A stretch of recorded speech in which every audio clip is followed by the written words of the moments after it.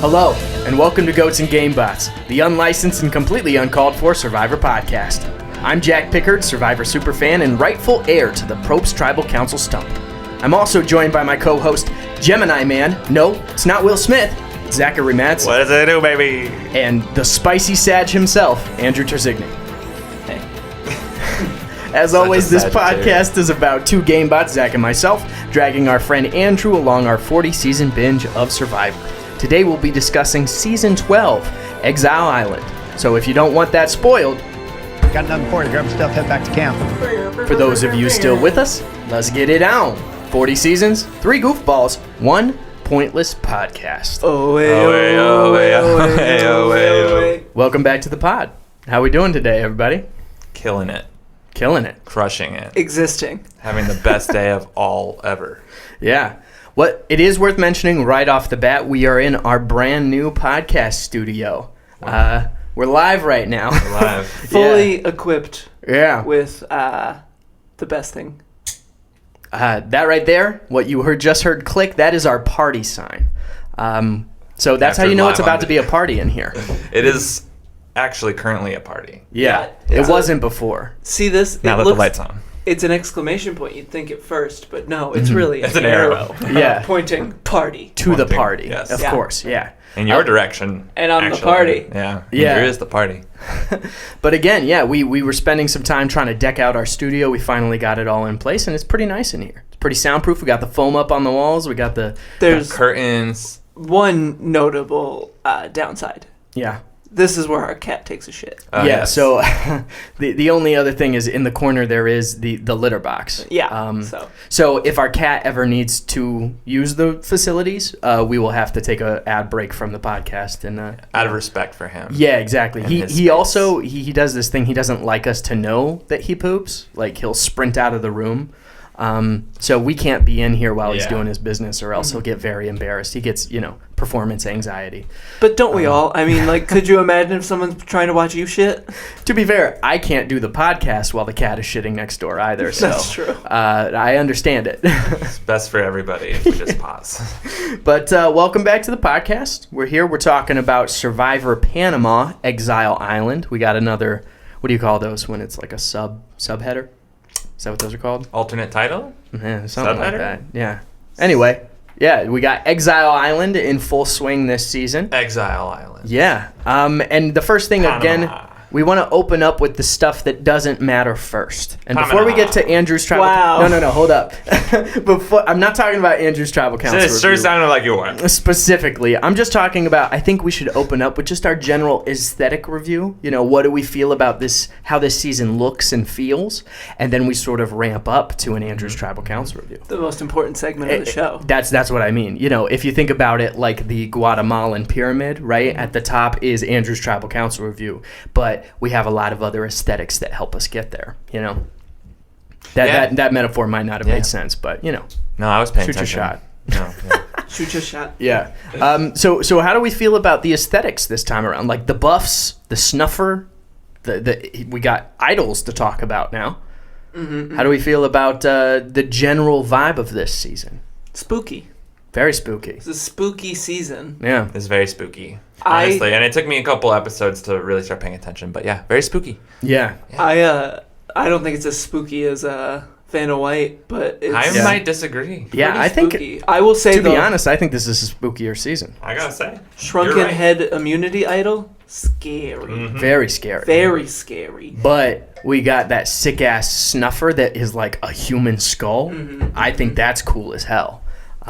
So yeah, spooky I for made sure. a note of that too. Spooky season. What?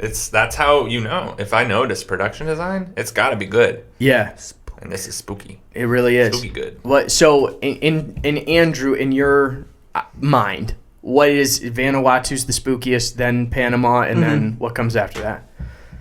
It's a 10-way tie between every other The season we've rest of seen. them. See, I would put Amazon in a spooky season bracket because of that terrible idol that they had. Like it looked like a bear with human teeth. Sure, yeah, I'm sure. It's in my brain somewhere. The visual is there now. It's been a long time since Amazon. That's fair. But I do think, again, this is, in my opinion, a more spookier season than Vanuatu. And so, yeah, how do you feel about Tribal Council this season, Andrew? Wowzer. Is it cool? Wowzer. First of all, epic. It's just Yeah. that wide shot they have. It's in this cave. All those They're approaching the cave. they walk up to the cave. Jeff is standing edge of the cave, arms on his hips, like he's Superman. Surveying the view. Watching them come in. Amazing first shot. And then you get into Tribal Council, and you got all those stalactites, stalagmites. Which one? Number crunch. Which one goes up? Which one goes down? I think tights go down, mites go up. Tights go up, mites go down? Well, no. I think tights go down, mites go up. Tights go down, mites go up. Yeah. I think we did a tour of caves once, me and my family, and Where? The Merrimack Caverns in Branson, Missouri. Shouts out Branson, Missouri. It's where Jesse James' hideout was. Whoa. And I think the tour guide said stalactites grow from the ground and stalagmites might get there one day. Or am I wrong? Is it completely reverse? So here I looked up stalagmite, and the definition is it's a noun. A mound or tapering column rising from the floor of a cave. That's what I'm saying. Okay. So mites go up. mites go up. And it's formed of calcium salts deposited by dripping water. Yeah. And often uniting with a stalactite. Because again, tights go towards the ground and they're on the ceiling, but mites might get there one day. That's how I remember. That's a good metaphor. Yeah, right? Like that tour guide really knew his shit. It might get there. Right, guys. So right. We got both stalactites and stalagmites in Tribal Council. Yeah. No, Tribal Council was great. I like it a lot. It's got a real Indiana Jones, but Indiana Jones, the Disneyland ride. Not real Indiana Jones. Okay. It feels like something Disney produced and was Indiana Jones. Yeah. So this isn't a real cave. This is a production design. Yeah. I think. But I think it is in a real cave, right? I hope so. It looks like cool it as for shit. sure. But they clearly have props planted. They grew candles, on the wall a little bit. They got coins candles and stuff laying around. Yeah, they really went all out on this tribal. So I agree. But where does this rank in comparison to some of the other tribals we've seen? Because if it is one that you're crazy about, I have a question. Yeah. Does it have a roof? It does have a roof, I right? guess It's in a cave. Technically, because you could get. I'm thinking. Where else are the I'm thinking this is a stalactites going roof. to come from? That's right. But it's more of a C shape. The whole one side of it is open, so you could still get rain coming in from that one side. It just has to be hella windy. It has coverage, but it is not a roof. So it's indoor outdoor. I love it. You like hybrid? It. Yeah, no.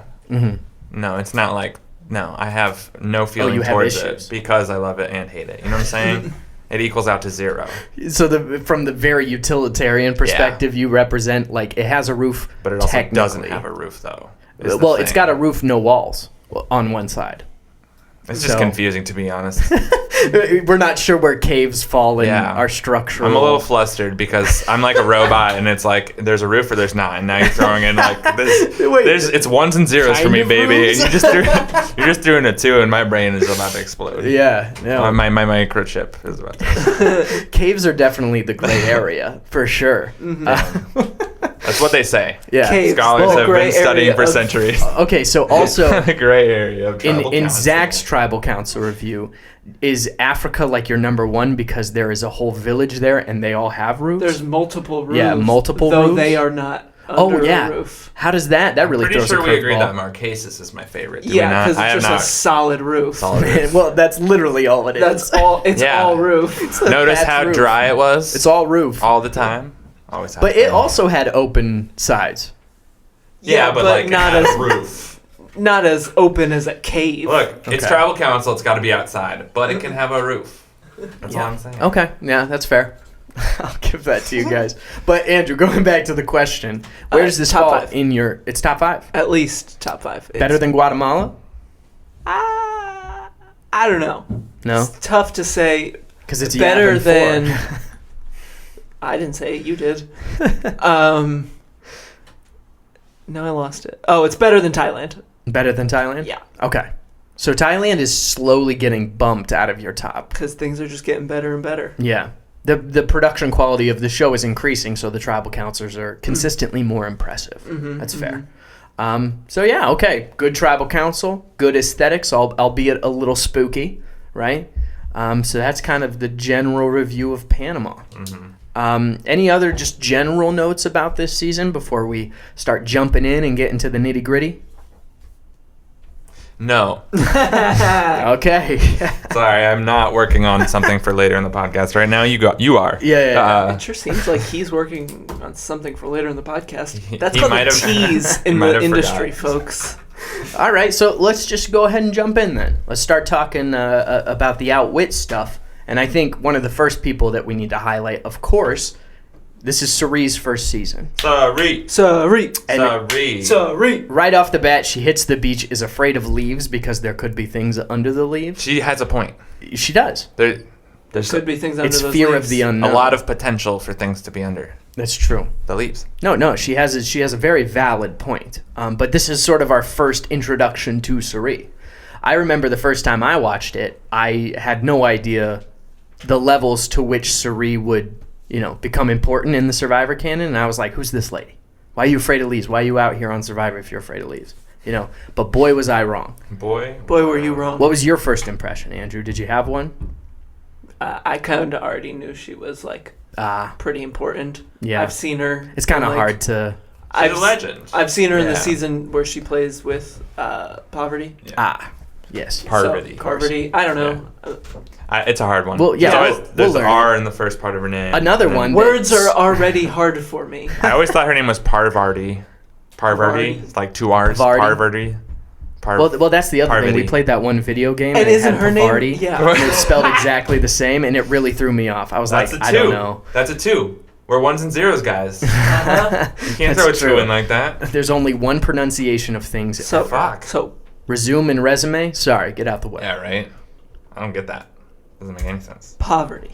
Parvati. Yes, we are all Parvati. living in Parvati. Parvati. Yes. Parvati. You're just training yourself in Yes. preparation. They are. for the Because, next- she's all Par. next season. Well, Par. yeah, because You gotta Parvati. hit par. with a V. Yeah, you hit par. Parvati. In golf. Parvati. Or in Holy Yeah. Moly. Parvati. Parvati. Parvati. Yeah. Now you got me saying it weird. It's a This is hard like- name. It's like that bowl. Party. Bowl. Party. Yeah. We should change this to the Parvati. Oh Parvati yeah, our sign. party sign should totally become the Parvati sign. We It can has just the potential. for real. We can cross out the T and cross out the little bit of the Y, and it just becomes Parv. the we Parv totally sign. could do that. Anyway, Welcome back to the Survivor yeah, podcast. yeah. Apparently, but yeah. So this is Cirie's first season, and right off the bat goes for someone who probably would go deep in this game. Somebody who is very competent, a lumberjill, correct? Her name is Tina. Mm-hmm. No. Is it Tina? Yeah, it's Tina. Okay. She just Number crunch. she Tina, she also gives me Crunched. It's the Tina. vibe It's been crunched. of Tina from the Outback. So part of me thought I was projecting. Mm-hmm. Okay, but it's another Tina that has a similar vibe. And she has not only the skills required to survive out there, but a very emotional story that is going to win her $1 million should she get to the end. Mm-hmm. And although it's sad, Cirie recognizes that and instantly takes her out. Oh, right away. Yeah. Doesn't And even it's- hesitate. Just don't give her any hope, you know? Yeah. I think that was the right thing to do. Yeah. Is she either had to go out first or win the game. So Cirie really... Because it'd be harder to cut her as we get further into the game. Is that the Yeah. theory? Also, there? it would probably just sting more for her, you know? Yeah. So, yeah, maybe it was good. Or maybe it was... I don't know. I don't know what the fuck I'm talking about. Well, again, I mean, in the reunion too, like she was able to tell her story, right? But she was kind of still upset at Cirie, and I'm like, and I think at this point maybe you're like, oh, come on, Cirie got me. But I feel like it's good news for Tina that Cirie goes to the level that she does because really she's just Cirie's first victim Yeah. of What a thing to be infamous Cirie for. does in the future. Maybe she's just bad from here on out. I don't want to spoil anything for you, Andrew. She doesn't play again. Yeah. Crushes it again. Oh. Okay, but yeah, so we got Cirie's first season. Mm-hmm. Very excited to see her back, and she plays one of the best social games I think the game has ever seen. So since we're talking in the outwit section, of course, Yeah. gotta talk about that. Gotta talk about Cirie. Mm-hmm. Yeah, no, she's just the most friendly, personable person out there.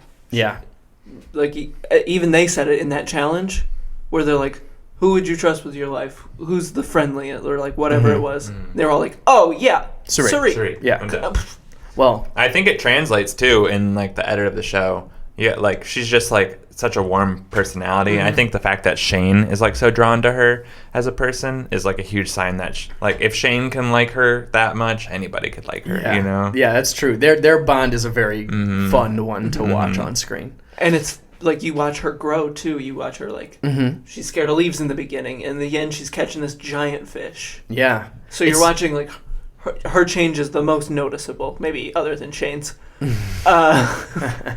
Going from 3 packs a day to 0. None. But yeah, she's just like the nicest, friendliest person. And she can talk to anyone, and she also is not afraid to get rid of you. Yeah. Like she's not afraid to be ruthless to you if she has to be. I think it's once we started getting down to like the final 6 when like she was analyzing like why Danielle might stand a good shot versus keeping Courtney, and like Courtney was Shane's final 2, so she took her out even though she could win because that was her spot in the final 2 that she was taking up. Like the way that she thinks about the game, there's so much to it where we haven't necessarily seen people play the game like and communicate it as well as I think Cirie does. Oh, yeah. So we're able to see her navigate the social game rather than just play a good one that doesn't get communicated on screen. So this is very big social season for me. But also I think that brings up the Kasaya group, like the Kasaya 4, Courtney, Shane, Aris, It was the Danielle. Kasaya 6 to begin with. Yeah. True. Bruce and Courtney. Yeah, but I think it was Bruce and Cirie were the other ones in there, right? Bobby was in there. It was a whole, Wait. Anyway, It was a whole mess. Didn't you wait? What's the Kasaya 4 included Cirie, didn't it? Yeah. Yeah. She wasn't like. who was on the outs then? Courtney? Well, I don't necessarily mean like the final 4. I know that Cirie is in the final 4 and Shane isn't, but I mean when I think about the 4 that are the most dysfunctional at the heart of the Kasaya group, it's Shane, Courtney, Danielle, Aris. Because those are the ones that are constantly at each other's throats the whole game. They were the 4 that like in the beginning were like us. We're no sticking matter together. what. Yeah, because at that point they tell Cirie like it doesn't matter if it's you or Melinda, whoever doesn't go is going next, right? And then Cirie works her way on the inside of that alliance. But my question is more about those 4 groups of people. How do you feel about their social game? Because number one, it gets you to the end, but they were also cocky pieces of shit. So that's I mean, granted, we got to the end with a final 2 of those people, but Cirie and Terry definitely like made it a little bit spicier. But yeah, them going to the final 2 is kind of a bummer. Yeah. My favorite. It's kind of the villain, the antagonistic force of this season, in my opinion. It needs to be there, too. Yeah. You know, it's just how the seasons go. There's always going to be like that sort of group you don't really root for. And it is a strategy, right? Just like, let's lock down a final 4 and go to the end right here. But it's not necessarily the fun one to watch, especially when you're rooting for people like Cirie and Terry that aren't on the inside of that group. Yeah. So, what were you going to say? I'm sorry, I didn't mean to cut you off. My favorite thing about that is that they absolutely hate each other. Yeah. They just despise each other. The amount that Shane and Courtney go back and forth is ridiculous. And like they just all hated Courtney. Like Danielle wasn't getting along with people at some point. Aris just, hey Aris, I think you're an idiot. Just straight up. Aris, don't listen to him. Don't get me wrong. I've said it before. We'll discuss Aris more in depth at the end. Yeah. I've said it before. I'll say it again. If you win this game, you did it. You deserve to win it. Yeah. No one's taking that away. No one's taking that away from you. Who cares what I think? My opinions don't matter. I think you're an idiot, Aris. But yeah, they just hate each other so much. Yeah. But they're like, no, if I just deal with it, we can all get to the end. Mm-hmm. No one will get in our way. Yeah. And really, one person got in their way.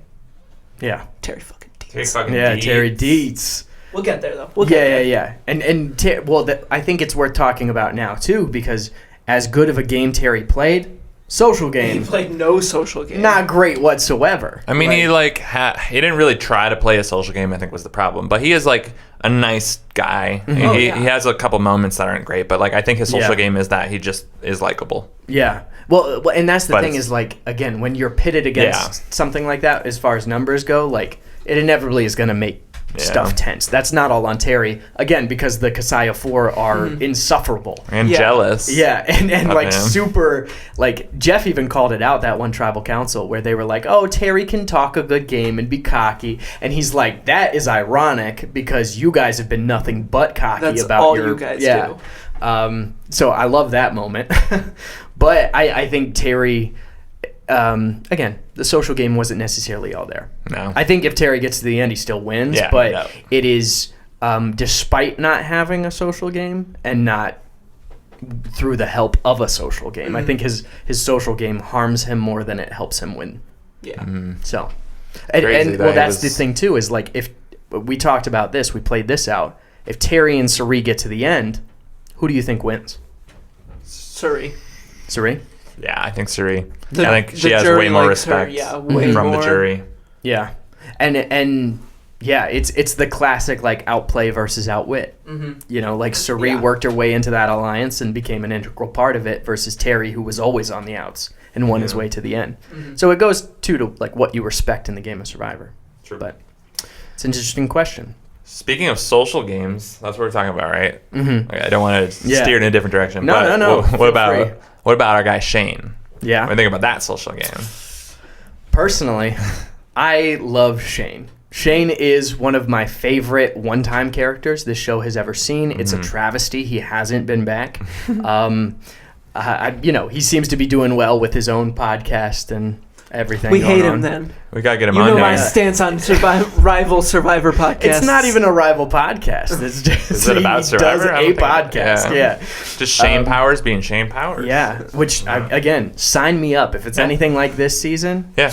Sign me up. I gotta say, he definitely grew on me a lot more this season. Something we haven't brought up yet, but definitely brought up in. I think we did in our very first episode when we were come on in, guys. This Panama Exile Island was my first season when I first started watching Survivor, because it was the first season available on Hulu. Yeah. So I jumped in season 12, and without any knowledge of how the game is played or really how it goes on, like Aris and Shane were both like super jarring for me, and I like could not find a way to like them. But this time around, I get it now. Yeah. You know, as someone who understands the game better and kind of what they're going through, I get why Shane was kind of fucking, going crazy. But this time around, I kind of like saw like the fun parts of him and like enjoyed them more. Well, and same with ours. He's not as terrible as I remembered, but still not like. They both have their ups and Not Terry downs. Dietz. Yes. Yeah.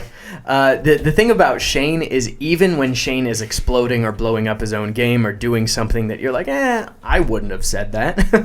Like, it's still great television. Yeah. You can't look away. He's fun to watch. Yeah, and I think the thing about Shane is there's so much more redeeming qualities to him. Like, he really is honest. There was that time where Terry was trying to read him and Cirie and trying to bring them over, and Shane was just like, look, I'm going to be honest with you, man. It's not going to happen. So it is what it is. Like, the gall to be that honest, like, may come off as cocky or... But I appreciated it, Like, in a game that's filled with bullshit, it seems like Shane, at the very least, tried to tell the truth when he could. Yeah. And It's it's... a conscious game. You Yeah. gotta respect that. It's the same. It's the Judd effect, right? Like Judd last season was great TV, even if he didn't play a good game. I think Shane played a better game and was 10 times more likable than Judd. Oh, yeah. But was still the same sort of like, even if it's bad, it's just hard to look away because it's so. Part of me thinks about Terry won that one challenge and Shane said shut up and then did like a belly flop off of the thing. Yeah. It was literally just like a 5-second moment after a challenge ended, but it was hilarious. We busted up, like we rewinded it to see it. So that's what Shane brings to a season. It's much appreciated.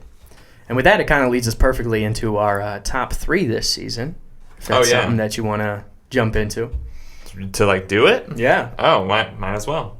Fuck it. Top 3 Shane moments, because we just enjoy watching Shane so much. Yeah. It only seemed right. Yeah. Andrew, you got a top 3 Shane moment? Yes. My top 3 Shane moment is when you all recall Bruce cannot poop. Yeah.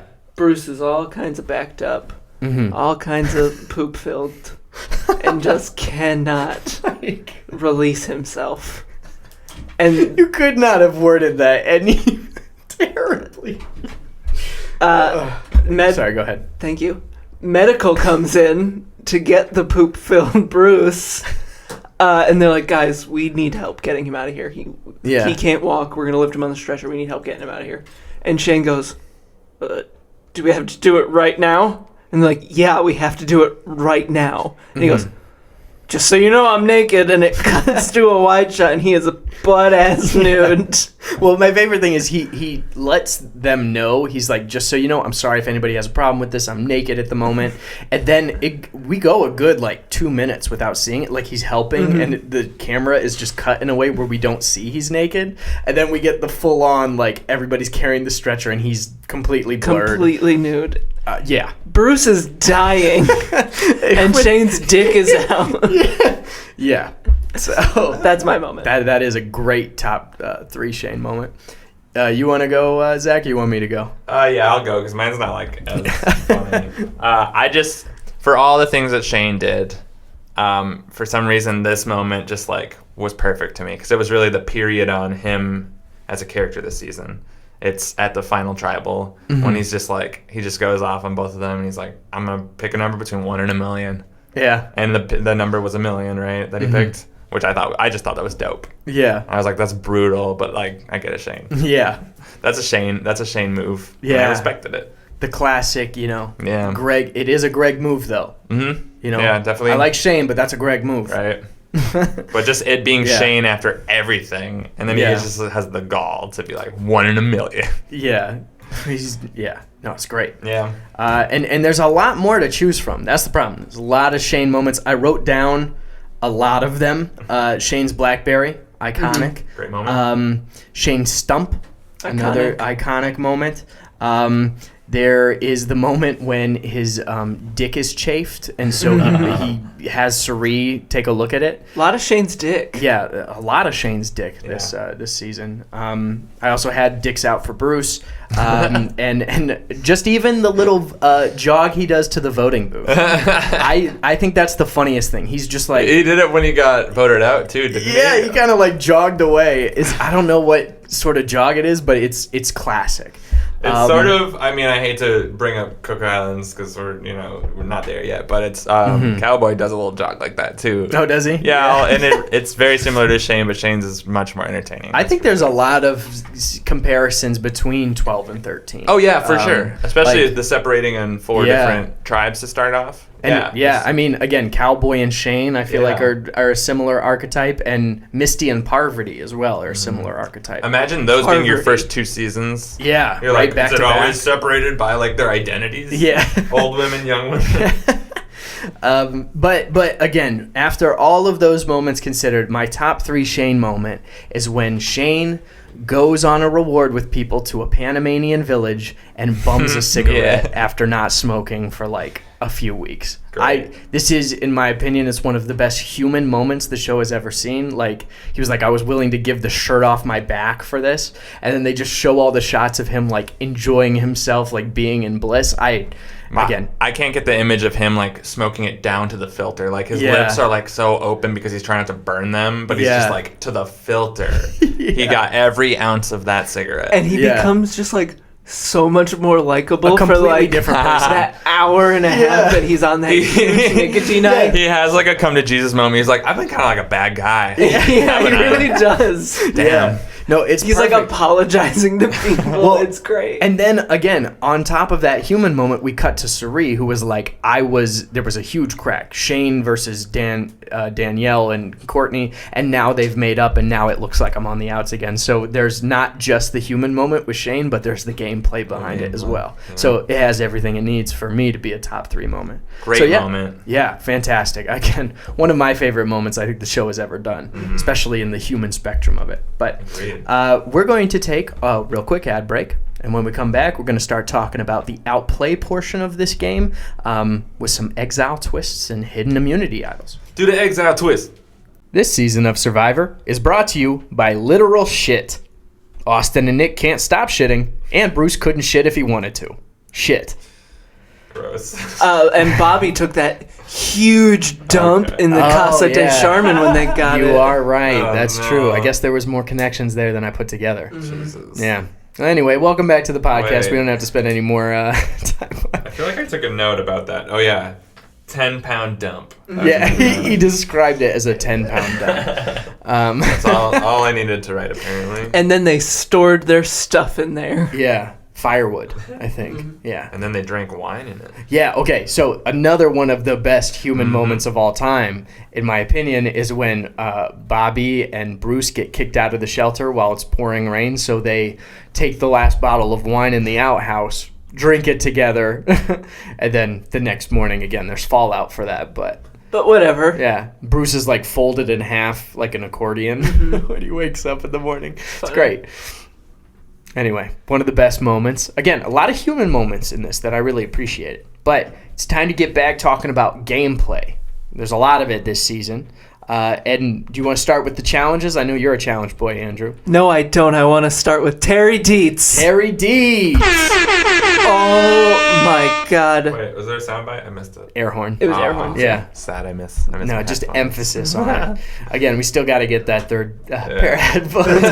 The studio is great, but we still are not operating with a... Baby steps. Yeah. Baby We're at steps. 90% capacity. Yeah, we're almost there. We're getting there. And that- Terry Dietz, my guy. Like, come on. He's the man. He's Beast. the literal yeah. man. Absolute beast. Where do I even begin with him? Well, where do you want to he's start? not going to say anything. 'Cause he doesn't know. I just don't know because he's Challenge beast. Challenge- Absolute absolute- charming lad. What else? Cute smile. cute smile, Captain America looking himself, like Captain right? America, true hunk. Yeah. True hunk. No, Terry is a great... He's one of the most clear challenge beast archetypes that we've had. He wins to this 5 point. in a row. That's why Yeah. watching this season as my first season ever, I was like, whoa, this is insane. And like, he had the fucking idol in his pocket too, and he didn't even need it. Yeah. He was 1 win away. I mean, Tom, I think, in Palau is maybe one of the other more notable challenge beasts, but when you look just at the amount of immunities that they won, like... Terry won all but like 2 this season, right? Yeah. And Tom was like, he won a few, like he was clearly a threat. Terry would but- blow Tom out of the water. Well, that's the thing too, is like Tom had to have more of a social game because, you know, like there were a few times where he could have been voted out and was not. Terry was like the second that you can get Terry out, get Terry him. out. Yeah. The whole season was dedicated to getting Terry out. And he just never let him do it. Yeah, like he just kept winning immunities. He had the immunity idol that kept the heat off his back. Like, Also, about that immunity idol. Of course Terry finds it. yeah. One, You're gonna he's send Terry the to man. exile? He's got nothing but time to go look for it. And he's a dedicated man. He's a man of conviction. He's real John Wick. Of course he finds the idol. But Yeah. 2, that map was like, it's not here, it's not here, and it's not here. And it's somewhere in these 2 areas, and it's under a rock. Of course Terry's gonna find it. You Yeah. basically said, hey, it's right here. So much so that when he tells Sally, Yeah. he goes, oh yeah, I found the idol in like 20 minutes. Yeah. Yeah, you really downplayed the amount of time it took. He's him. like, I found it right away. Well, I think too, like, this is maybe one of, but it's worth mentioning, Terry was like the 4th person to go to exile, and every time someone goes to exile, they get a different clue or a new clue on top of the old one. So it becomes increasingly easier to find. And so the first person that was sent was Misty, right? And then Bruce got sent back to back. Yeah, Bruce goes twice. Yeah, which, how'd you feel about that? I think in the moment you thought it was very funny. I still think it's funny. Just because, like, yeah. it was so early that they were like, I don't know who anybody is. I don't know anybody's strength on the other track. I don't know.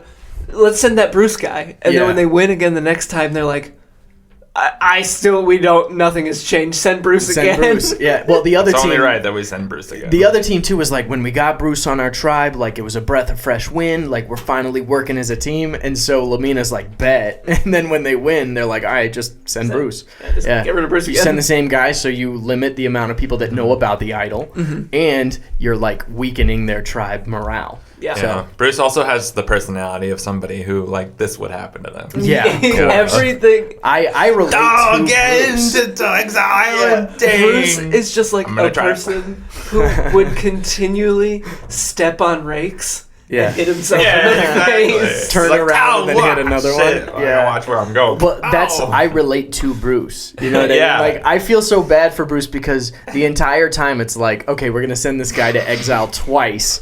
Then it's like, we're going to hit this dude in the face with a machete. And then this dude is going to scarf so much food at a reward that he won't, like, he's going to constipate his way out of the game. He clogs his way out of the game. Remember his dive? Remember when he Oh, did that challenge? That is another, like, of course, Bruce dives like that. Yeah. It's just like, that's It was him. like a full belly. It's not for lack of trying, though. Like, there was a lot of passion behind the dive. Yeah, it just didn't do. I would have given it a 4. Yeah. Four. Four. That was a Four. Holy Moly reference, folks. Yeah, Yeah. Welcome back to the Holy Moly Podcast. Gotta get Steph Curry. Bruce reminds me a lot of Jacques Clouseau from Pink Oh, Panther, where he just constantly fails upward. That's not bad. Like, and Bruce was playing a pretty good game until, he couldn't poop. Yeah. Like, he was really, like, whenever you are somebody that is that clumsy, you're going to be underestimated the entirety of the game. So, bodes well for Bruce. Last thing I'll say about Bruce. Could you imagine in 2006 when this is premiered, it's out, and you are a student in Bruce's art, because he's an art teacher, Yeah. so you're a student in his class. You'd Yeah. be like, Mr. Bruce, can I go to the bathroom? They're like, I don't know. Can you? And they're like, I don't know. Can you? Brutal. Yeah. Man, just take him down. Got and it. Do you think And he everybody laughs. I don't know if that man, he can't be still went into teaching. hiding. Yeah, I was gonna say, do you think he ever taught again? He had to have been laughed out of school. Okay, Like, so it's time for a number. so I'm in art class, right? All of a sudden, this bright Hawaiian shirt wobbles around the corner, clutching his stomach, screaming in pain. He's still constipated. He says, "Hello, my name's Bruce. I'm your art teacher." He smiles. A tooth is missing because he's been hit by a machete. He pulls out a bottle of wine, shares it with the rest of the class. I don't know where that was going. But, yeah, Bruce isn't your art teacher? Amazing. That would be Goodness spectacular. gracious. Yeah, no, I can't imagine. If you were like 13 in 2006. Yeah. Well, that has to be a thing for... Is Bruce the first teacher that we've had? Or have we had other, like... I'm sure we've had. I'm sure Yeah. there's been other teachers. I Not imagine gonna do that kind of anybody stuff, who yeah. has had a teacher on Survivor, it's a whole thing. Mm-hmm. Like, because you go out there and you lie and you cheat and you steal. So. Mm-hmm. Anyway. I was trying to find out what Bruce does Bruce for Number Crunch? what he does for a living now, if he's still a teacher. Yeah. And I can't find it, but I did find this little like fun fact because they're just talking about who he is and his hobbies, and then it ends with he has had several close brushes with death, including right, of course. Including being bitten by a large rattlesnake while golfing 3 years ago. What? He currently lives in Simi Valley, California. What? Yeah, that's in the fandom page, the Survivor Wiki. What? Of course. This is a Conveniently fact. living out the exploding, like, lower intestine part. Of course. Better news than that, though, is that he's a Sagittarius. Of course he is. Spicy Sag. So is Shane, though, right? Shane Yeah, Shane is Sag? as well. Shane Yeah. is as well. So big season for Sagittarii? Yeah, big. I don't want to get into that. Sagittariuses. Saggies. Yeah. Saggy Yeah. Sages. Big season for them. Anyway, I think one of the things that we touched on is the Exile Island twist. And I want to get your guys' thoughts on it because this is like the first time, again, it's Survivor, Panama, Exile Island. So, it's a big part of this season. How did we feel about the twist? I think it's because the whole thing was like if you won the challenge, you could send somebody from the other tribe. The winning tribe, the reward part of it, like, again, you got whatever the reward was, and then you got to pick a member of the other tribe to go to exile. I think it's a good way to play like a different form of strategy. Mm-hmm. Like you said, you send one person, you limit it. So like if that person makes it to the merge, Yeah. only they have the chance of Mm-hmm. having the idol. Yeah. And then again, it kind of tapers off. Like if you can send strong people at the beginning because then you cripple the other team, and the likelihood of finding the idol is pretty low. Yeah. Versus sending someone, 3 weeks in, they're probably going to find it. So, it introduced a whole nother level of strategy into things, which is part of what kept this season, in my opinion, so interesting. It was, and Terry too. He towards the end he sent Aris because he was like, Aris is my biggest threat. Yeah, and I need to send Aris there to weaken him, so when he comes back to the immunity challenge, I'm stronger. Yeah, Aris is weaker. And to Aris used the strategy on that. He flipped it on its head of like, why would Terry send his biggest rival someplace where he could find the idol unless Terry already had the idol? Yeah. And so Aris was able to figure out that Terry had the idol. So that's what I love about this, is like the strategy is starting to expand to all different parts of the game and these different twists, and that's what keeps it interesting. And even they explored the avenue. At one point, Sally gets sent to Exile Island and she's immune. And then that is the really big tribal council where Terry and Dan Fuego, kind of part their ways. So Terry goes with the young boys over. Yeah, they had to like cannibalize instead of, the one person who they were going to vote off. So it forces them to play strategy earlier. I'm very here for the Exile Island twist. It's a big plus for me. Yeah. How about the immunity idol itself? Scary. Well, yeah, scary and aesthetically. Metaphorically, what it means for the game, love it. Yeah, no, it's fantastic. Far less scary, very exciting. Granted, it doesn't really get used to its potential this season because Terry's a monster and doesn't need it. The one person who didn't need it found it. I think like that was a cool thing though, as a viewer, knowing he had it. Like, especially if you like him, like just watching him win, it made you even more excited because you're like, oh, and he's good next week too if he doesn't win. Yeah. Like just like that added element of the game, I think changes so much of like how you watch the show. And this season too relied very heavily on like, is Terry going to give the idol to one of his people? Yeah. Every single time. Nope. He's like, no, I'm holding this until it's me. Like, Smart guy. What's going to happen if I give it to you and save you now? One of them goes home and they still have the numbers? Yeah. I'm not giving it to you. And also, it's like the one idol in the game. Like, now that idols are a little bit more commonplace, it does make more sense to play an idol on an ally, especially if you already have an idol. Like, and you just have two. Like, you can't play both on yourself. I mean, you can, but, like, I think that's... but it is discussed in this season. It's like, maybe he'll play it for me. Everybody thinks that maybe he'll play it for me. He never does, but they think that, and so it's already an element of the strategy. This also is the God idol. It can be played after you've already been voted out, so it's a guaranteed way to stay in the game, which requires a little less strategy than like playing it correctly. Terry Dietz had the God idol and never used it. Yeah. Because he's bigger than God. Terry Dietz, God confirmed? Terry Dietz created God. This just in. Whoa. Yeah. Anyway. Terry Dietz, if you ever listen to this, give us a call. We love you. Well, Andrew especially. It's like watching Tom Brady play. Yeah? Because it's just dominant. Season after season.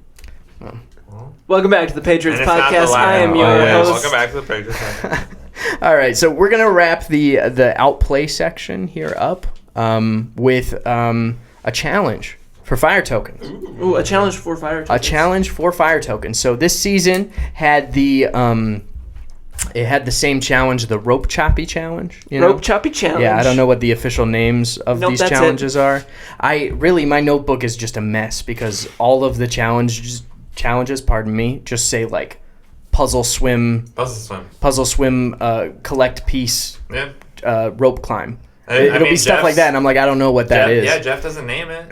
I think you have to. I think they do have names for them. I just don't know them. I don't think Jeff's like, all right, today's competition, the Tilt-A-Whirl. You'll be going on this thing, like he doesn't say that. He should. There's a missed opportunity. Yeah, that's true. He should say it, but I think that it's okay that you don't know it. Something you can add when you take over for Probst. That's kind of like your signature thing, is that you name all the challenges. All right, so today we've got Ropey Stab. Ropey Choppy Challenge.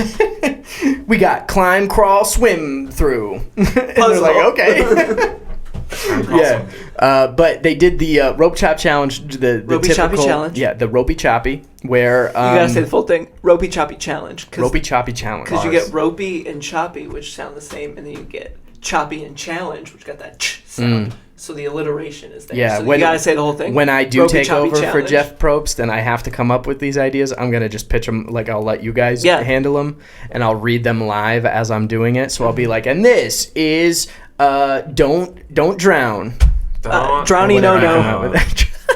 Drowny no. Much better. Drowny Right. no. Anyway, the classic challenge from the Marquesas, where in order to see what the pecking order is, right, you have to answer trivia about your tribe mates. Who's the most likely to do X, Y? We actually had 2 redundant ones that we won't be doing this time around, which was who would you trust with your life? That's already Andrew. Hello. We already did that in the past. And who would never survive on their own, which was me. Still salty about. Brutal. Also, because there were some really, really harsh ones this time around, there are a few that we have decided not to answer. For the sake of the pod. Yeah, we saw how it went with Courtney, and we learned, right? Like, we were like, why would we ever put ourselves through that? So, This is human evolution. exactly. But we've got 5 different questions here. And again, if you answer in the majority, you get a fire token. 5 opportunities for fire tokens here. We feel ready to do it? Yeah. Can I get a count on the fire tokens again before we go? Yeah, so give me just one I have second 14. here. Oh. Yeah, Well, I Andrew have has more than 14. that. I mean- Zach has 15. And I believe I have 12. Let me double check that. Yep, Jack 12, Zach 15, Andrew 14. So those are our current fire tokens. Again, we're adding them up there. And I will say it, I think if I reach a threshold where I can do an entire season of something, I know what I'm going to buy. Okay. So if I get 3 fire tokens out of this, we're doing a new season of something. Just be prepared. I'm fine with that. Yeah. Honestly, since I'm only 1 fire token ahead of Andrew, and I love competition, I would like to spend 1 fire token Whoa. Wow. What on you gonna spend a it on? compliment. A Whoa, compliment? huge. Here we go. Yes. To hype you up before the... I just want a compliment. It has nothing to do with the game. Yeah. Okay. Here we go. Hold on. The release you're about to receive Oh, whoa. You're really is, hyping it up. yeah, Wait, Well, what? don't make it next sexual. level. Go ahead. All right. So, Should Zach... Sorry, give me a second. Yeah, you need to I gotta mentally prepare prepare. for this. Okay. Okay, I'm got worthy it. of a compliment. Okay, Okay. Zach, you're a very passionate person. thank you. And I know when you say you are going to do something, you are going to do it. You're going to see it through. You're going to find a way. You're very good at persevering and committing to the things that you say you're going to do. Thank you. You're welcome. I feel so much better. See? Better? Yeah. See, It's we're just all a about... rush. I feel like I'm ready to take on the world. I feel like this is welcome back to the 3 Guys Who Need Therapy podcast. Well, I just want any cuties listening to this. Listen to what this guy just said about me. Yeah. Is that somebody you'd like to date? Hit me up. You can find my Twitter somewhere. Online. Online. On Twitter. Maybe. Okay. We ready for Yeah, these I'm ready. these questions? Let's get it. Yes. Okay. Do you know what they are, or do we need to take a break so that you can write them down? I didn't write them down. Okay, Come so- on. Well, don't you read them anyways? Yeah, Can we just but we answer? want to give him a little bit of time to answer. So real quick, Oh. before we get into our challenge, we're going to take a real quick ad break. This season of Survivor is sponsored by Chafed Dick, brought to you by all the greats. What do Colby, Rupert, and Shane all have in common? Chafed Dick. Welcome back to the podcast. When we left off, we were refining the ins and outs of a challenge that we're about to do. 4 fire tokens. Stakes are very high. Never been higher. We just gave Zach a compliment as well. So the current standing for fire tokens is Jack with 12, and both Andrew and Zach with 14 fire tokens. Do we feel ready to hop right into this challenge? I sure do. Okay, so again, if you're in the majority of our responses, you receive a fire token. Or if it's a 3-way tie. Sound good? All right. So, first question. Who does the least? That could be interpreted multiple ways. I always think, who does the least for the podcast? I'll go first. Yeah, you go first. Andrew. Okay. Andrew, who'd you have? Andrew. I also had Andrew. So everybody gets a fire token on that one. Andrew does the least for the podcast. Confirmed. Go. Something we can all agree on. No offense. Yeah. None taken. No, You do bring a lot to the table entertainment-wise. That's for sure. Yeah. But this one for sure I think is going to have some interesting discussions around it. I think there are multiple ways to answer this. Who never shuts up? I'll go first because I feel like I'm going to be disqualified. I put Jack and Zach. I couldn't make up my mind, so I went Just both of them? both of them. Is that the one you were thinking really hard about Yes. for the... There's so many different ways you could answer it. There's so many different ways. Zach, what did you put? I put Zach. Because maybe not so much in the podcast, but definitely in real life. I'm very much like no filter. Like when something pops in my head, I just say it. Yeah. So I think. And that's also why I put Zach. But let's hear yours, Jack. I put myself. See? So- and why did you put yourself? Because especially when it comes to the podcast, I'm the one that it talks the most. I'm kind of verbose.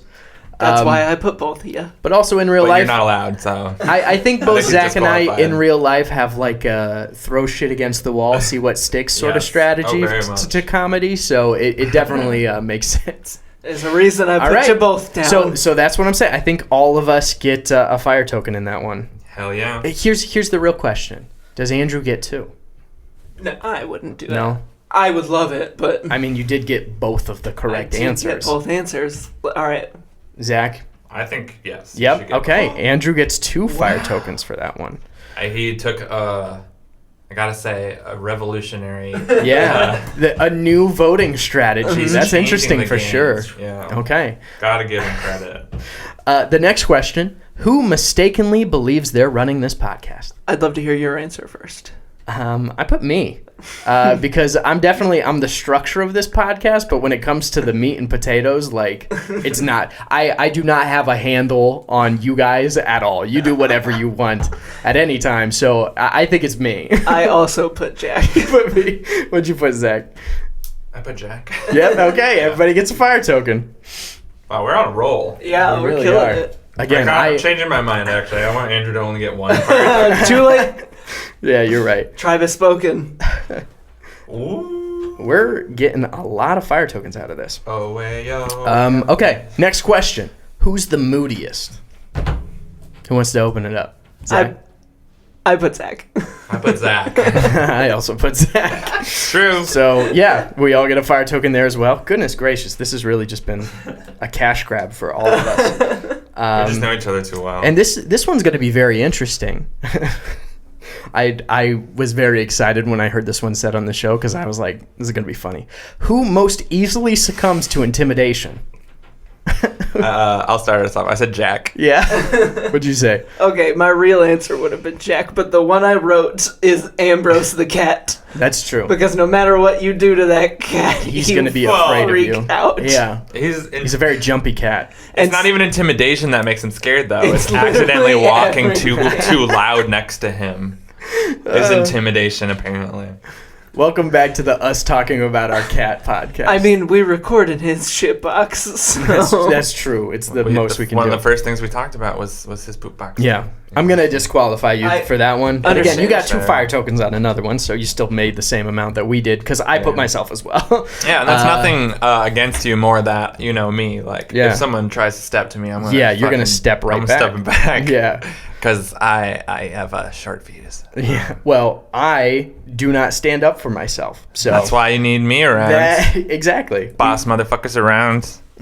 Exactly. So You just ran too close to me in a pandemic. Get the fuck back. yeah. Ran And- close to and me I and my need- boys. All right. So to finish this off, let's see. All right, I'm counting up the fire tokens here. This is the problem. I got to get good at doing math in real time. I have 19, which means Yes. Zach also has 19. Yes. Okay, so Zach and Excuse me. Andrew both have 19 fire tokens. I have 17. And I'd like to announce right now Whoa. what I'm Big going news. to spend 15 of these fire tokens on. So if you recall back, way back when we debuted the fire token menu, Yes. it takes 15 fire tokens to be able for us to watch and do an episode of any season of television. And I have decided that I would like to spend 15 of those fire tokens for us to watch and do an episode of MTV's Real World Skeletons. Let's knew it. go! Yeah. I knew The it. challenge? Yeah. No, Or it's just Real No, World? it's Real World. Oh, fuck. Yeah. Oh, But I forgot. it takes place in Chicago, so Oh, us, a couple shit. Chicago boys, we're all going to love it, right? Chicago as fuck. Andrew, you've already seen it, so it's an interesting little flip. You and the I are game the bots. game bots here, Yep. you know? But I also don't think you and I have ever seen the finale. I've never finished it. I've seen. You've seen it through twice. I've seen the first. Sounds How about many right. episodes are there? There's, I 10? don't know. Let's no, say there's more there's- than that. I think there's like 13. Okay, let's say there's 13. Yeah, we've seen I like... have seen episodes 1 through 11 Yeah. twice. Yeah, I think I have too. And so, yeah. We Why both, didn't you guys... Wait, so you did it twice and both times didn't watch the finale? Yeah, Why? Both times we just burned out on it. What made you be But- like, we should restart this? You know what? Instead we of were just watching waiting the for finale. this moment. Oh, well, This is yeah. what You we know, were it worked waiting out really well. I'm not by any means upset. I'm just very surprised. Yeah. So it will be And an impressed. Yeah. It will be an interesting episode. I'm in. But, I love this shit. This is, I mean, Survivor is the like mecca of reality challenges. But I also live for shitty reality challenges, like say a Real World or a Love Island. You know, so I'm Yeah. all about this. Okay, awesome. So after my Real World Skeletons purchase, I'm now down to 2 fire tokens. Wow. But Would you- again, plenty Would you of like to opportunities spend back any in there. more? Actually, yeah. Let me spend both of those fire tokens on compliments from. I From knew both it. of us, I knew could it. feel it. It was right. All right, so whoever wants to go first, it doesn't matter. I need a sec. You each get a fire token. I literally can't think of one thing I like about you, so I'm gonna need some time. Okay, we're gonna cut to commercial real quick so that they can come up with things they like Can I about say me. you're good at giving compliments? Yeah, that No, works. That's a not good compliment. enough. I don't feel right. You poured out from your heart to us, and I'm gonna make sure I Yeah. do the same. All right. Okay, Got it. you got one. Okay, Yeah. Andrew, hit me with your compliment. Jack, you're a very giving person. I don't think I've ever met anybody who is just like, always like, oh yeah, I have something. You want some of it? Here you go. And just always, you're always thinking about other people. You're genuinely a very giving and kind person. Yes. I hate to jump on the bandwagon, but my thing was gonna be you are generous. Very generous person. I know, like, anytime, like, someone will walk in the room, if you're in, like, a seat, you're like, hey, you want to sit in the seat? It's usually Anastasia, which makes sense. That's your girlfriend. But you've Giving up offered... seats for your girlfriend. Yeah, you're always trying to make sure everyone's, like, comfortable and willing to give up things to make sure that people are that. So, And You gave love me that these about Swedish you. fish. That's true. I've been eating Oh, Swedish that? fish this whole Yeah. episode because Can I Jack get- gave me some Swedish Can I fish. get one of those? No, they're all gone. I got two earlier, actually. Yeah, He did yeah. give me some Swedish fish earlier. See? Anyway, you guys Yeah. made me tear up a little bit there. Thank you. I appreciate it. 2 I'm fire uncomfortable. tokens, very well spent. I am now completely broke, but it was worth it. All right, so that was our fire tokens challenge. And now we got a whole new episode we got to put Yeah. out. We're branching out. Wow. It's going to be interesting. Get I'm ready for more nervous. Go to Yeah. GameBots content. But to bring it back around, that's sort of the end of our outplay section. But now it's time that we jump into the outlast section. And one of the first things we always do is a winner review. How do we feel about Aris? Bad. Don't Do you sugarcoat it, wanna Andrew. Tell elaborate on us how that you at all? feel. Or just bad? There's, I don't remember when it was, but there was one point in this season where, and I guess maybe I'm the fucking idiot, because Aris at one point goes like, yeah, I could win this game. I just proved how smart I was. Maybe that was a mistake. And I was like, Aris, you're still a fucking idiot. What are you talking about? And then he won, so I don't know. I Yeah. guess I'm wrong. I guess that's on you. I just You're not a fan of the vibe? What about the vibe you're not a fan of? It's not even that. I just think he's not He's not young the in best this. player Yeah. in this game. He's young and makes a lot of mistakes. Yes, and that's I can't fault him for that. Yeah. Everyone does. And maybe when I see him in later seasons I'll like him better. I think Who that's knows? fair. Yeah. He's just when he went up against my man Terry Dietz. He That's- was the rival to who I wanted to see Yeah. win for the whole Well, season. So that's the maybe thing, that's part too. of the reason I Like, dislike him. The editors make you root for Terry. Yeah. Terry is the hero of this story, and the hero doesn't win at the end, right? Mm-hmm. The secondary hero is Cirie, who also doesn't win, which means we're left with a choice between Danielle or Aris, and it's hard to make either of them seem good compared to the other characters that were in this story. You know, I'd be happier with a Shane win than I might be an Aris or a Danielle win. But I do think, again, maybe having the perspective of Aris's second season, which is a good deal amount of time away from this one, I think that this is my least favorite of the Aris things, and it's clear that he is young. And still trying to figure it out. But I think Aris at the end of this versus Aris at the beginning, like he is similar to Cirie in the way that he kind of transforms over the course of the season.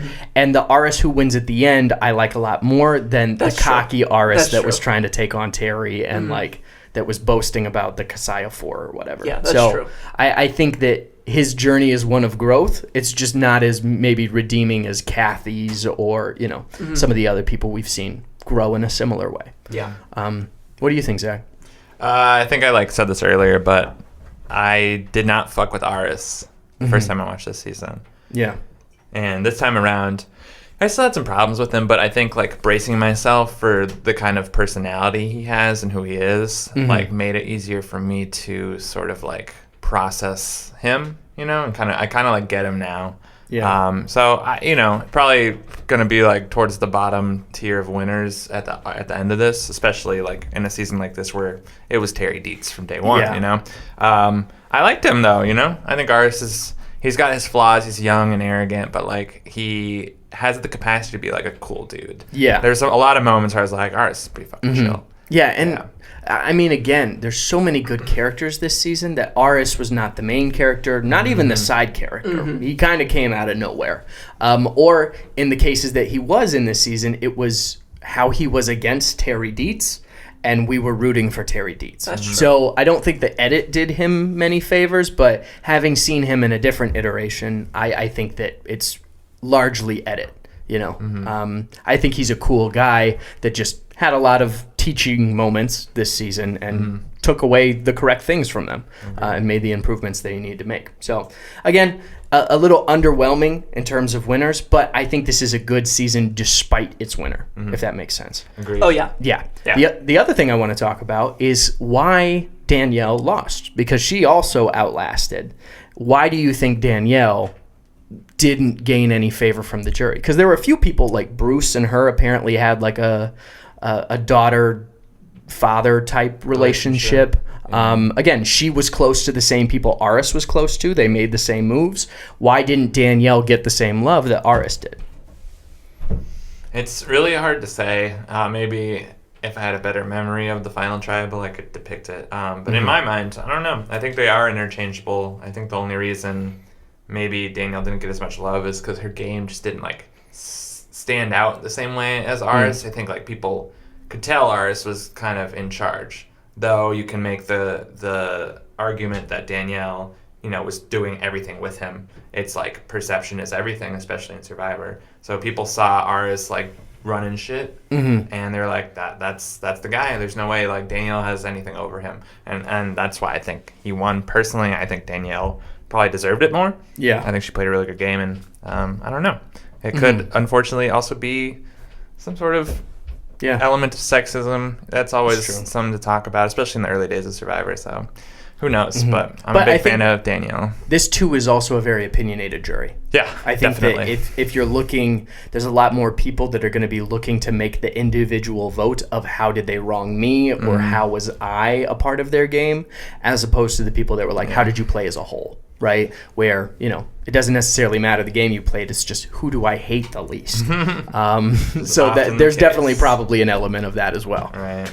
But I got to say, the final two of the season, two air signs. Two air signs. I'd love to see that. Well, let's get into that. Let's do Zach's astrology corner. What a transition. Yeah. So what is Aris's sign? Aris is a Libra. A Libra. Which is one of the three air signs. We got Gemini, me, and then Aquarius is the other one. Okay. But as we know, Danielle's a Gemini, so that's why I was excited about that. But yeah, we don't have to get too into it, but I'm a little bit prepared this time. I'm curious. I think I have a Libra moon. I don't know how that affects anything. It means that you kind of a Libra too. Okay. So I got some of the qualities of this. Yeah, it's so complex that I wouldn't begin to tell you what it means, but we love to talk about it. So what are the traits of Libras? I think anybody who pays attention to astrology knows like how metaphoric it is, and especially with Libra, they like are the scale.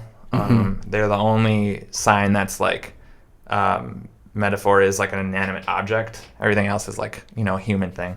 So people often look at them as like sort of maybe like the type to not really perform like a human would with emotions and stuff.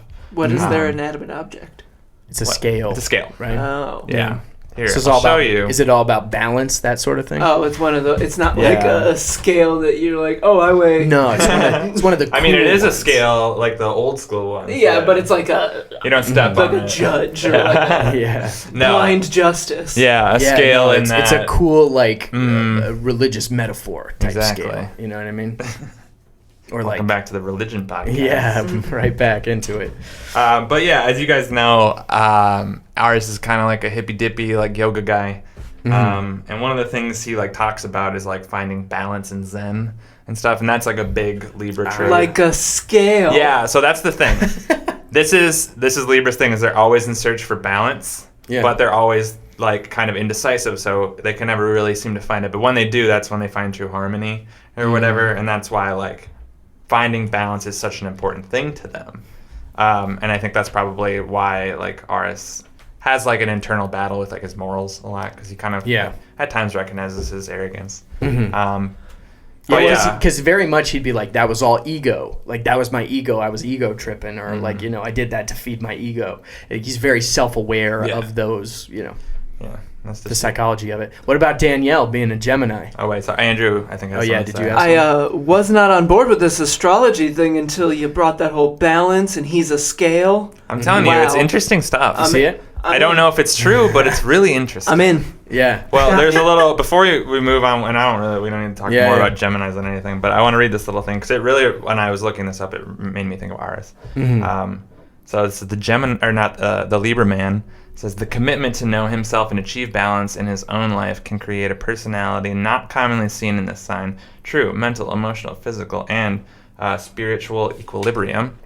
Without this dedication to focusing on internal balance, Libra men can wobble and teeter-totter back and forth from one extreme to another, like a lopsided seesaw or a scale. Scale. Bring it back around. Wow, wow, wow. I don't know. I like the lopsided seesaw. I love metaphors, and it just like, that's...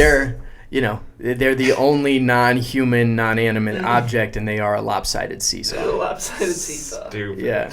All right, if you hated every moment of that, please leave a comment below. Yeah, let us and we know. will reconsider doing the segment. No, And I we love will it. double down Personally, on it. yeah.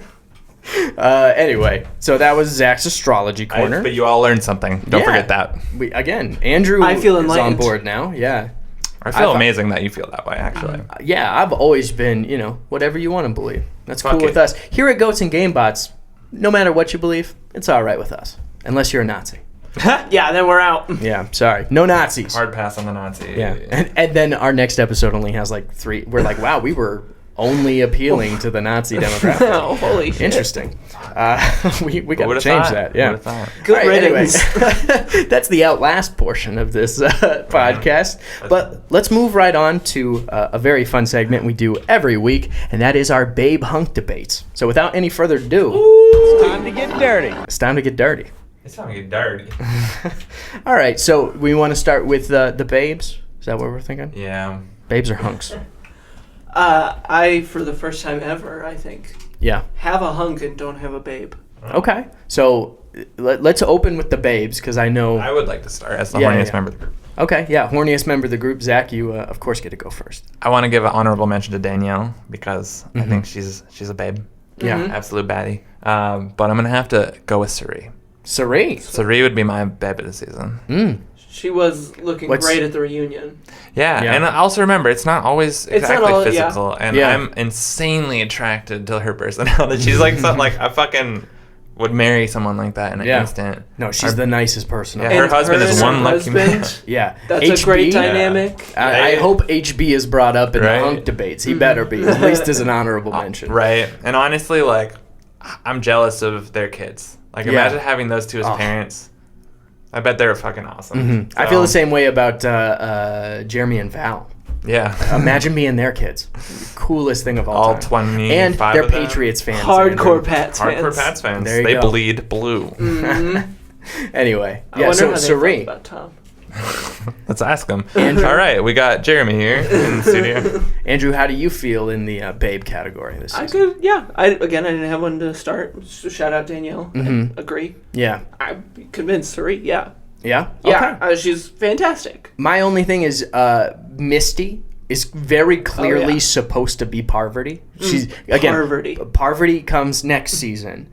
I think they were trying out that archetype with Misty, and it just didn't go the same. I think Misty is a cutie who could have played a good game if they left her in, but again, nothing there. But I'm also down with Cirie. So Cirie's going to be the babe of this season. Absolutely. And without further ado, The tribe has spoken. Cirie, the official babe of the Panama. Congrats to Cirie. The whole country. The whole country. Yeah, the babe of this is Panama. officially the Miss Panama 2020. Exile Island, baby. Yeah. So let's move into the hunks. Andrew, I know you have a very obvious option here. Yep. Yeah. Who you It's got? a tough one. Terry Dietz, come on. He's the man. What? He wins 5 challenges in a row. Yeah. He's a stone cold hunk, and never forget that time his wife came out, and then they went into the hotel room to sleep the night. Yeah. I guarantee you, I would bet all 19 of my fire tokens on it. Yeah? They fucked. You think my man Terry piped Yes. during Survivor? Well, During. he bragged about it. Like that's you can't bet fire tokens on that. It's like everything but confirmed. I know the cameramen even have the footage of it. They just couldn't show it. Well, here's another thing to remember, too. Not only is it a boss move that he piped, but he piped with a beard Yeah. that his wife was not a huge And- fan of. and- But he said, fuck it, I have the beard. Emaciated and running low on energy. Like, he's honestly, still here's piped. what I want to talk about: how terrible a strategic decision it is to pipe your wife on Survivor, because you need that energy. true. You can't be piping. You only have a limited amount of resources and energy. Terry doesn't need that. He always has a pocket for pipe. So piping above Pocket all. for pipe. Honestly, I think that might be Terry's downfall. That's why Terry didn't win the $1 million, is because Terry prioritized piping over $1 million. All right. It's not Anyway. overused, my favorite word. Just gotta stay cool. Yeah, you're right. Okay, so yeah, Terry. Terry Dietz. I want to again throw out some honorable mentions. HB. Yeah. HB is amazing this season. I think we get more of HB, right? Yeah. We got to get more of HB. Yeah. I mean, if Cirie comes back. Well, who She knows? does. I don't know. In that, I see it similar to being a Brian's wife situation. My beautiful, where I beautiful think- sissy. Beautiful Cirie. You're right. CC Costigan, Brian's wife. I see maybe HB being a potential hunk there. And the other one I see, HB. the other one I see is Dan Fuego, the astronaut. Dan Fuego, yeah. Or, I mean, Austin too Austin, is kind of too, I hunky. liked, He yeah. played a good game. He was very smart. He was a writer, so he knows words Also, good. to do Austin, know words at one good. point, when he's on Exile Island, and he comes back, and he was there with Danielle. Yeah. They were talking, and he just goes, "This has to be the worst night out here." And don't get me wrong, every night out here has been the absolute worst. Yeah. And I've never related to something so much. Yeah, us throughout all of quarantine. But yeah, no. So a lot of candidates, but I think without a shadow of a doubt, it's Terry Dietz, Terry right? Dietz. Zach, confirmation on Gotta Terry be Dietz. Terry Dietz. All yeah. right, official Yeah. hunk of Panama, Mr. Panama 2020, Terry Dietz. The tribe has spoken. All right, so those are our fun babe hunk debates. Before we cut to an ad break before our season reviews, do we have any other fun number crunchy type shit? Number crunchy. Zach, anything number crunchy for this season? You know what? I didn't really look too into the trivia. I think Actually, I'm sorry, we haven't talked about this yet. I do have a number crunch. Yeah. So apparently, at some point during the show, it doesn't specify exactly when. I have an article about it. Here it is. So our friends Shane and Aris apparently found a kilo of cocaine in the surf of the island. Apparently producers went over and snatched it as soon as they could, but not soon enough before our friend Shane snuck a little bit away for himself. And I guess, I heard this from you, Jack. So you want to tell the rest of the story? Well, how you heard it. This too? is very recent as well. This is as per Shane's AMA on Reddit. There was confirmed that they gummed a little bit before challenges. So they were high on cocaine before challenges, which is probably cheating, but I still think it's badass. Oh yeah. Yeah. Show me in the Survivor rulebook where you can't be high on cocaine. Where you can't do cocaine. I guarantee you it was not written before 2006. That's fair. Here's the thing, right? This, I know it's not Survivor, but in terms of Survivor behind the scenes content, this is one of the craziest facts to ever exist. Amazing. A kilo of coke just washes up on shore. Producers aren't quick enough, and some of the survivors did cocaine while they were out there on the beach. That is bonkers to me. Spectacular. Yeah. And that, honestly, it brings it up in the rating system, if you believe. Because that's just such an interesting fact. To know that happened at some point. That's also, let the theorizing start of, when they did the cocaine. Because, it's one of Shane's outbursts. It's just, we think it's the stump. I think it's Here at Goats and Gamebots, we think it's the stump. But, again, who knows? Kind of fun. All right, so we're going to take a real quick ad break, and we're going to come back with our season reviews and wrap this shit up. This season of Survivor is brought to you by astronaut Dan Fuego. That dude's a pimp. Welcome back. I forgot they said that. Yeah. That guy's a pimp. Another good Austin quote. Yeah. I'm surprised Austin didn't come back. He just seems to be the type that they would invite back, on the tribe that didn't have numbers, never got the chance to shine, could play a good second game, but I'm sure he was considered in some sort of way. Anyway, let's jump right into our season reviews for Survivor Panama. Do you want to go first with your coconut rating system, Andrew? A solid 4 coconuts. 4 out of 4 coconuts? No, 4 out of 5 coconuts. 4 out of 5 coconuts, okay. No, this season was great. It's probably one of my favorite ones. It's fun to watch. Yeah. It's fun to watch Terry try and fight from the bottom. Yeah. And just continue to dominate until, unfortunately, he can't dominate anymore. Yeah. Yeah. Terry Dietz is it's the reason why it's so good. 3 out of the 4 coconuts are for Terry Dietz. Yeah, understandable. So, big Terry fan. Big Terry fan. Challenges were good this season because Terry was in them. Yep. Immunity Idol was good because Terry found it. Because Terry had it. Exile Island was great because Terry went there. Okay, great. So, a pretty good season all around for you. And Tribal Council? Great. Yeah. All right. 10 out of 10. All right. So, 10 out of 10 fire or Tribal Council, pardon me. 4 out of 5 coconuts overall. Awesome. How about you on your pitchfork scale, Zach? Pitchfork scale, honestly, I didn't look up a lot of albums, and I couldn't find any I was that excited about, so I'm skipping a bit this time, but... That's okay. We got our bit. Yeah, perfect. 8.1. Okay. Out of nice. 10. Yeah.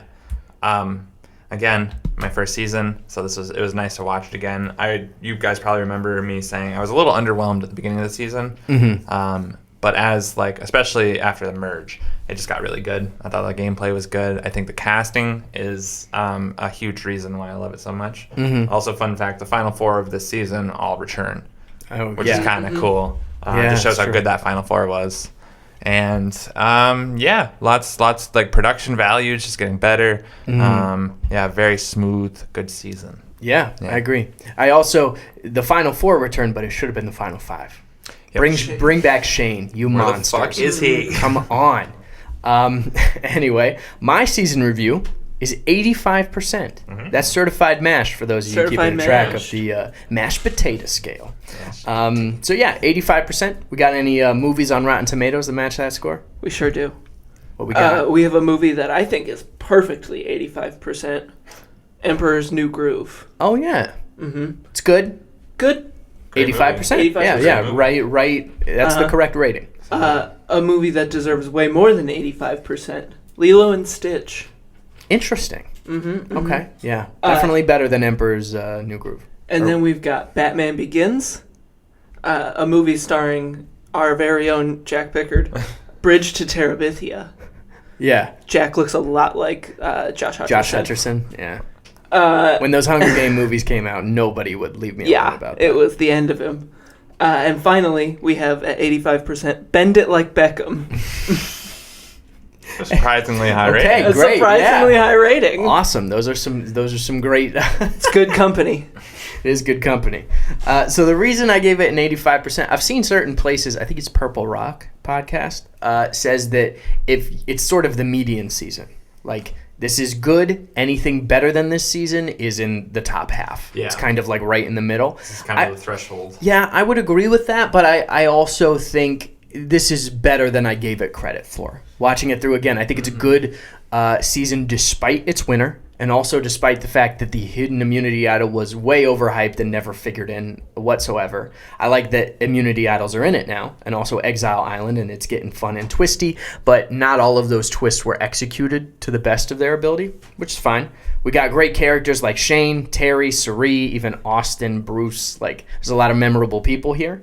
The only thing I would say I have in my negative notes is Kasaya 4 sucks so much. And that's with me liking Shane, you know? Like, still, there was a whole half of this season where they were winning and they were insufferable and you wanted to see Lamina succeed, and then you just watched your favorite astronaut get picked off. So it does suck, but at the same time, very good season. Certified MASH from me. I think this is pretty solid. Solid B, right middle of the line. Solid B. Yeah. So, yeah, those are our season reviews. Want to thank you guys for listening along. It was a very fun ep. Yeah. Stay tuned not only for our next episode, which will be the Cook Islands, but sometime down the road, Survivor, or not even Survivor, pardon me, MTV Real World Skeletons. We got an episode of those coming. But a little bit more foreshadowing. How'd you feel about Cook Islands so far, Andrew? Pretty good? Oh, yeah, I like it. Yule? Yeah. Right. Parvati? Got it. Yes. Great. Tribal Council? Boat. Yeah. Boats. Tune in next episode to find out if that's a good thing or not. So without further ado, grab your stuff, head back to camp. Got nothing for you.